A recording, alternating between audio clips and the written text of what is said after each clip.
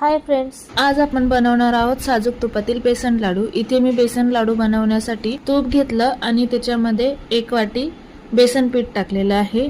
आता आपल्याला मंद आचेवरती बेसन पिठाला भाजून घ्यायचं आहे।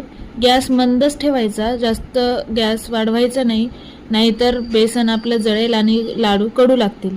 मंडळी, जर तुम्हाला घरगुती शुद्ध तुपातील फराळाचं पाहिजे असेल तर मला दिलेल्या नंबरवरती कॉन्टॅक्ट करा।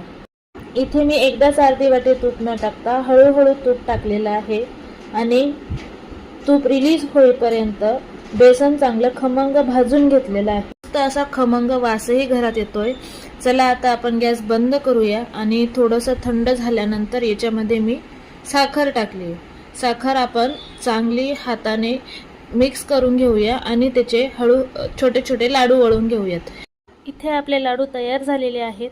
जर तुम्हाला ही रेसिपी आवडली असेल तर माझ्या चॅनलला लाईक, शेअर आणि सबस्क्राईब जरूर करा।